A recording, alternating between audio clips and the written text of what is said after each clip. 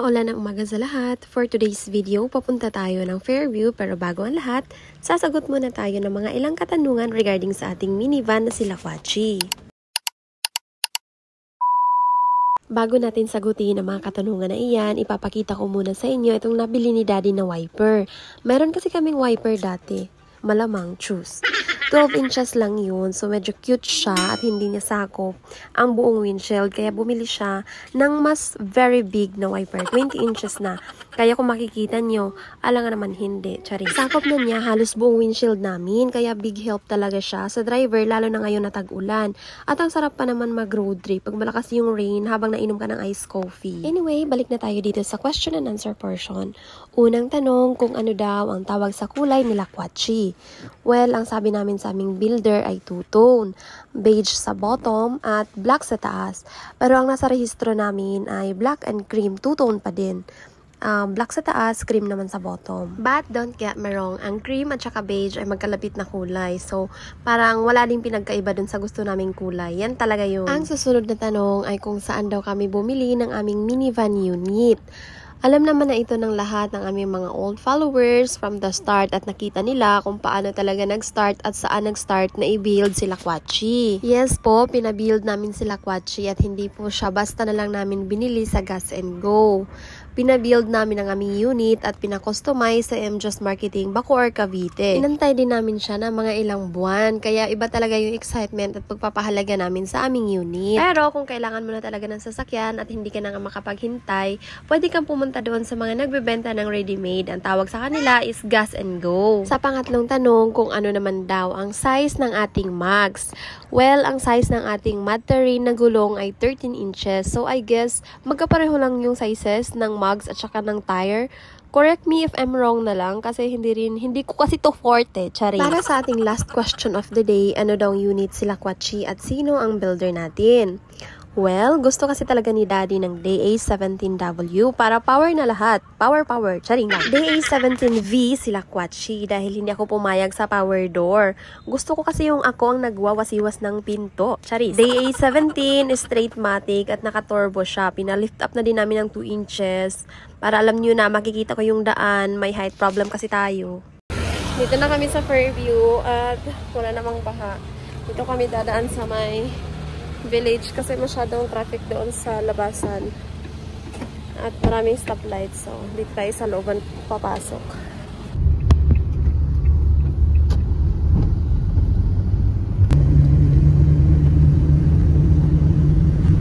Dito na tayo sa SM Fairview.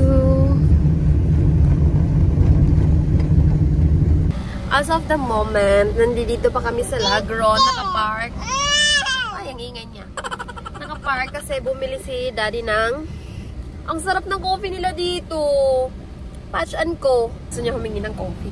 May say hi. Nakapark kami kaya kinuha ko muna kasi iyak na iyak doon sa kanyang baby chair. Tapos yung isa nandun sa likod. Sarap ng coffee nila. Tapos meron pa isa si Daddy na binili itong oh goodness, this one. Masarap din siya kasi hindi ko siya trip kasi gusto ko mas gusto ko yung iced coffee. Sarap. Ang sarap ng mga gawa nila dito. Patch and Co. So ganyan yung itsura niya dito sa may labas. Hindi na ako papasok kasi walang magbabantay dito sa mga junakis ko. So nakaparada lang kami dito sa may entrance. Ang gulo ng dashboard namin kasi magulo lang talaga kaming tao. May dala-dala kaming wifi. What's that? Say hi! Truffle matcha. Oh, di wow. Ano mo? 1, 2, 3, good. Ay, talaga naman. Kaya palang tagal-tagal mo. Truffle matcha. Oh, sige, let's go! Nira pa. Yum. Nangangano siya. Ingat kayo dito sa Commonwealth, guys. Kasi maraming mga kalsada na lubak-lubak. Masira-sira dahil sa bagyo. Paturboan di ba? Ha? Paturbo sa sakinan. Oo. Pwede mo niya tatamaan to dito, ha? Karon? Ano yan?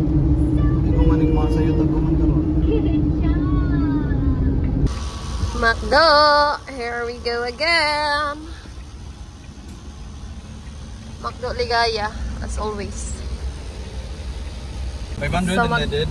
magpapagas kami. Nandito kami sa gas station. At yes, nasa right side po ang bukasan ng gasolina ng minivan sa mga hindi nakaka-alarm. Open na, no? Open na po. Naka-open na po. Ay, opo. Tadaan! Ayan siya. Sa opo, nasa right side po siya. Ng Christian Unleaded.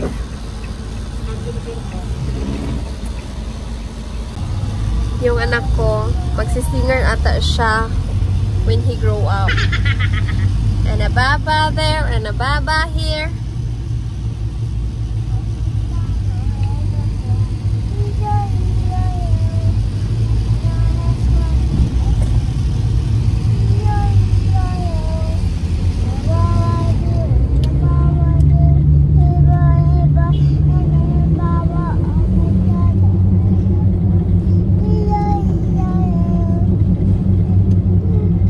Narinig nyo yon, mag-aartista yan. Tsaka magsisingers yan.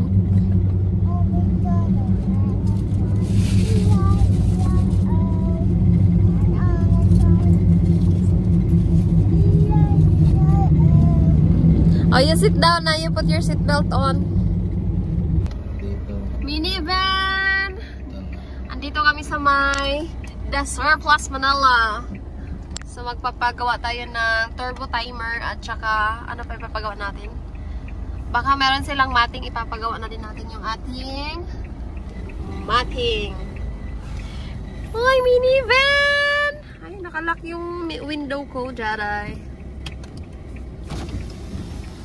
Tadan! May minivan dito, guys. So cute. 64. 64W. W. This Ay, one? smiley. This one? This one. Oh, that one. No. 107. So, dito kami magpapagawa. Dito lang to sa may Del Monte. Ay, Del Monte ba to? Dito na tayo. So, ayan. Nandito tayo sa may DA Surplus Manila. Dinala natin ngayon si Lakwachi para doon sa turbo timer. So, inilapit ko na to sa MJAS.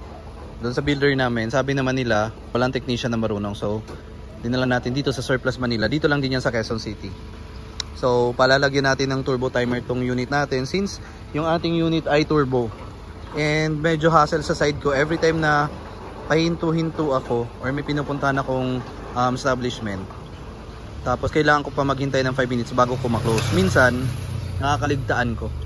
Kaya, mahirap na baka masiraan tayo ng unit or maging cause yun para magkaroon ng problema yung unit natin. So yan, kaya tayo pumunta ngayon dito sa DA Surplus Manila. Hinihintay lang natin na lumabas sila, sir. Tapos pasikaso tayo. Yan, Lakwachi. Pwede kong lagyan ng adapter. Ayan, ginagawa na ni Kuya yung ating turbo timer. Last na yun, yung adapter. Kung susubukan ninyo tapos hindi nawala, kayo mo isip. Okay. Nung nakaraan pupunta ako dito kasi wala daw pasok. Hindi na kaya. Oo, grabe yung ulan eh. Sobra. Ay, yung magpapapintura ako ng black. Kung ipatanggal ko tapos pa-repaint ko lang ulit. Pwede yun. Kasi meron Biliyain na yan. Meron kaming binili na Suzuki. Ayan, binibenta. May mga may-ari na to, sir? Itong nandito? Yung pink ma'am wala po. Tsaka yung pink na ba? Ah, wala pang may-ari yung sa labas. Ano ba to? Day 64. Ayan, binibenta nila yan. Tsaka, etong blue na nandito. Ayan.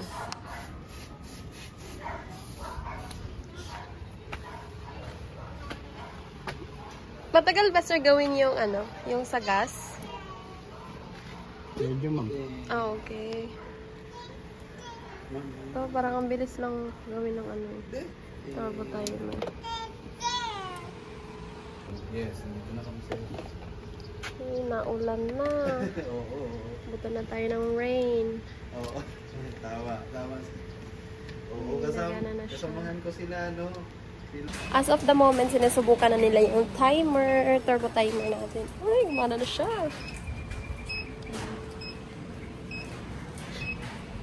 Kusa na siyang namamatay. So, ang purpose daw pala niyan is para hindi madaling masira yung turbo. Kasi lalo na pag nabiyahe ng mas malayo, kailangan siyang ipahinga bago patayin. Yan ang purpose ng turbo timer. Para pwede mong iwan yung sasakyan mo habang pinapahinga mo siya. At kusa na siyang mamamatay kapag na-reach na niya yung timer sa turbo timer. Oh. Sana naintindihan nyo kahit magulo. Ito pala itsura niya, everyone. Turbo timer. Ito yung kinabit. Kay Lakwatsi. Natutsugi na siya. Ayun, parang ganito sir. Ipasabay na naming ipagawa itong ayan, gas switch. So, yung switch ng gasolina kasi natin is nandito sa right side, which is sa passenger side. So, ipapalipat natin doon sa driver side. So, tingnan nyo. Papakita ko sa inyo dito. Ayan, nandito. Sana yan. Hilahilain mo siya dito. Ito. Hilahilain mo siya dito. Tapos, ito. Para ma-open. Ayan. Hala. Ayan. Ayan na si Kuya. Pwede ko ba ikaw isama sa vlog ko, Kuya? Ayan si Kuya. Kinukuting-ting niya yung switch. Ililipat natin doon sa may driver side para hindi na masyadong hassle para sa driver. At ito din pala, papalitan namin. Baka papalitan namin ng black. Or kung makahanap kami ng murang chrome. Chrome? Chrome. Ayan, papalitan namin kasi medyo may nakikita na kaming mga kalawangs.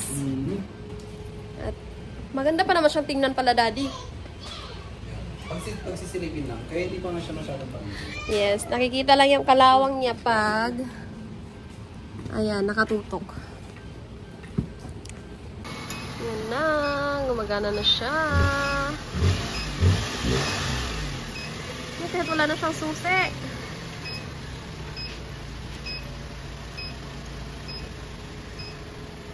Si Kuya naman ay kinukuting-ting ang switch.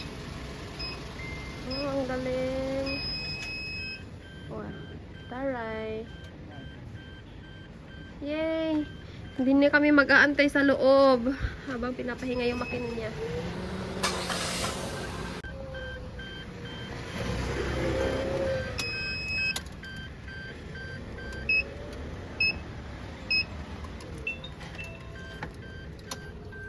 Dumi-dumi pa naman ang sasakyan natin. At may mga kasama tayong mga bagets. Go, Lakwatsi! Yun, magkakabit na ng sticker si Mami para sa Canales family. Kakabit po. Dito sa DA Surplus or the Surplus Manila. Ayan, mag-iwan lang tayo ng bakas. Iwan si Mami ng bakas, oh. Para sa Canales family. Boss, the Surplus Manila, pakabit kami, ha. Kakabit po. Doon na lang ako sa baba ng Suzuki. Here? Oo. Hindi ko abot eh. Kaya mo yan.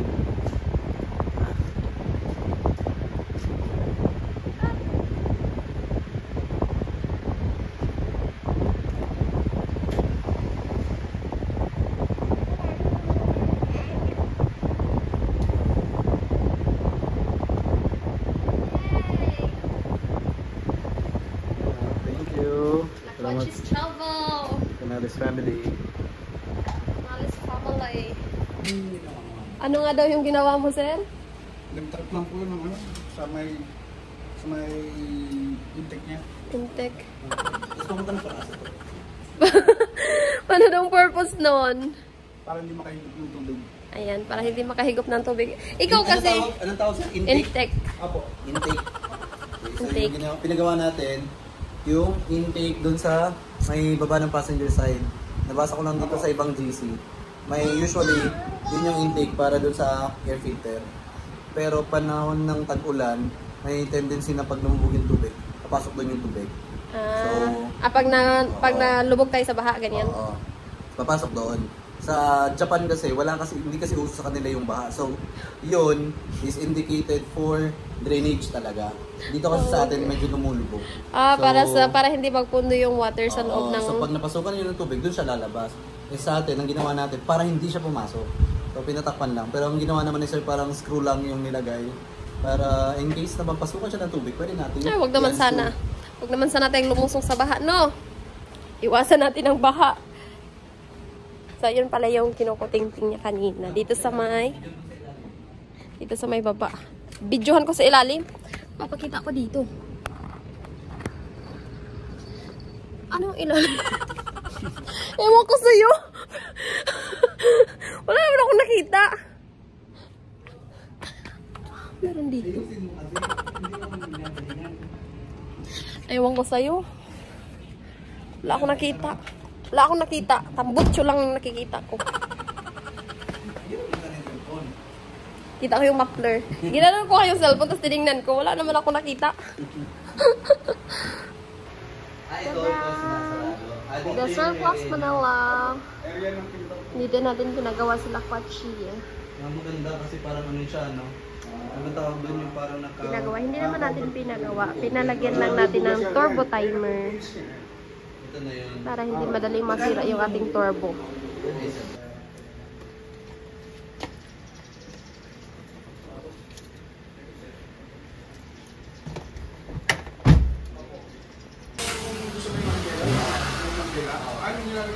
Na counting. Pwede ba yung i-silent yung counting yan? O ba talaga yan? Good for ilan yan? Program niya yun. 30 seconds yan.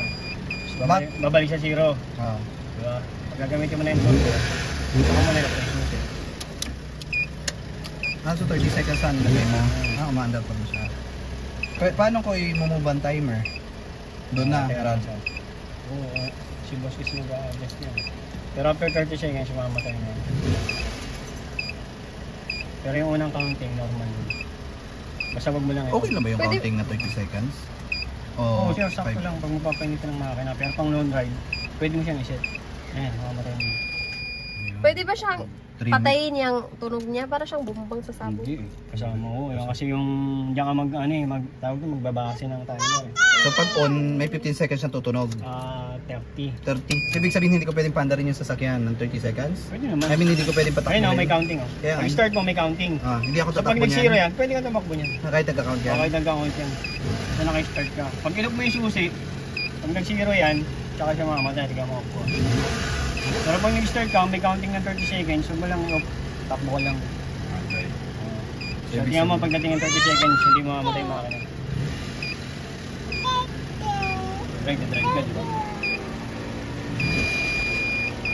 Siya namatay, so bumalik siya ng 30.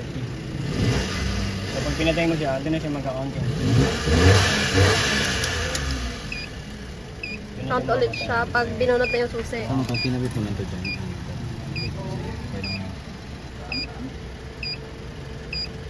Kasi ganyan ang HKS eh. Wala bang way na kahit hinaan lang siya? Ganyan talaga siya. Doon natin tingnan sa manual. Wala na.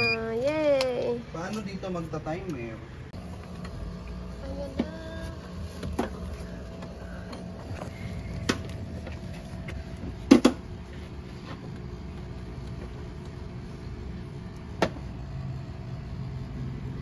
Ayun yung sa mating, sir. Hindi po. Ay! Yung sa butas po rito. Papunta yung sa switch. Hindi po. Yung butas lang po dun sa manibela, nilalagyan ko po ng takip para hindi makapasok yung init, yung amoy. Ay, okay. Galing naman. May ganun pala. Ito mo kailangan nakasusi ah. Oo.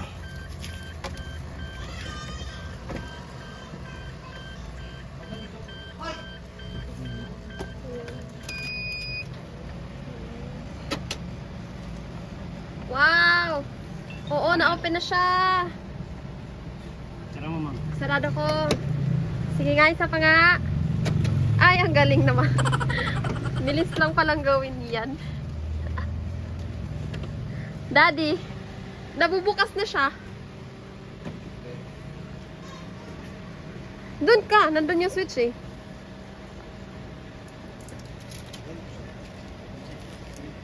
Darling, hold my hands.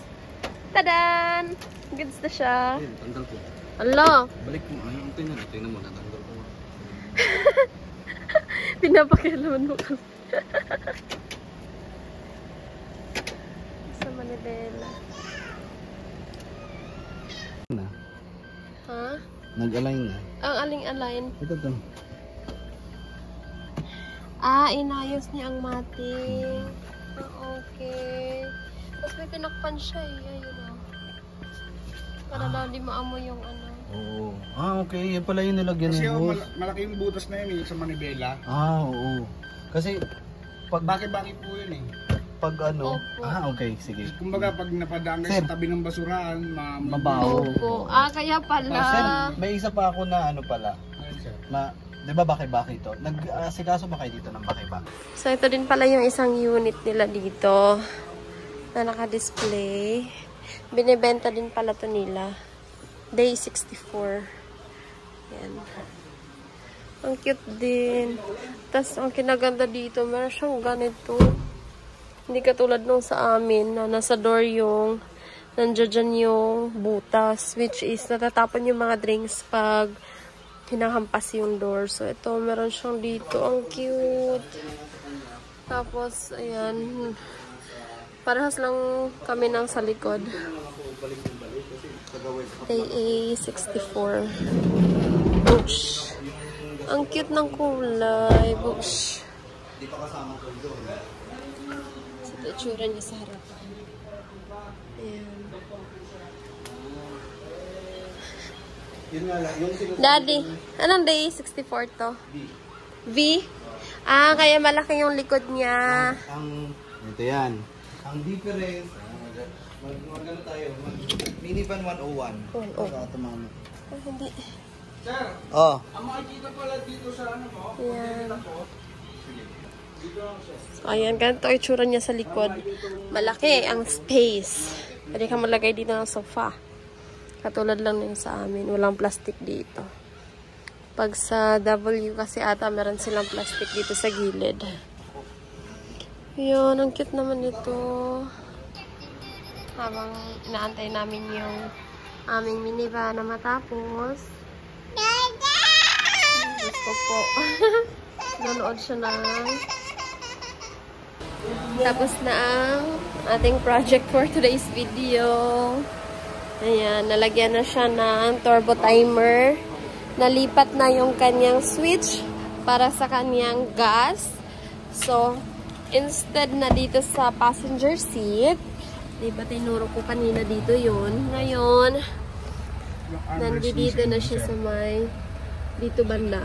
Yun, doon banda.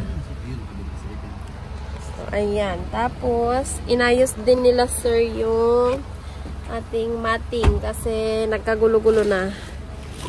So, thank you so much. Sir, ang ganda na ng mating namin. Maraming salamat. So, ang next project nga namin is magpapalagay kami ng cup holder sa captain seat. Dun sa yung susunod. makapal na siya, no? Oo, makapal na pataba. Yun, Yan payat yung- na mahaba. Ito yung gusto namin ipalagay doon sa aming upuan sa likod para may lagayan na siya ng drinks habang bumibiyahe kami. So, for now, tapos na kami sa aming minivan project for today's video. So, kakauwi lang namin guys.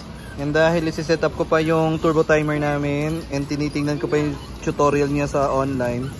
Si Mami naman nandito sa labas. Nagpapakain kay Baby Rafa and kay Nino. And yes, and makakalabas ng bahay dahil sa bagyo. correct. So, ngayon lang nakalabas ulit si Nino, si Rafa, may kalaro siya, si Kinkin. Yan, naglalaro sila dito sa may labasan. Dito lang kasi muna namin pinapark yung sasakyan namin. Ayan. So, camping-camping lang sila dito. Gamit na gamit ang camping chair. Ayan. Ayan. Hi, baby Rafa. Rafa! Hi, what do you want? Buti na lang, may ganito tayo. Yes. Kaya pwede tayong tumambay dito sa labas. Pwedeng tumambay. Pinapanood silang naglalaro. Oh.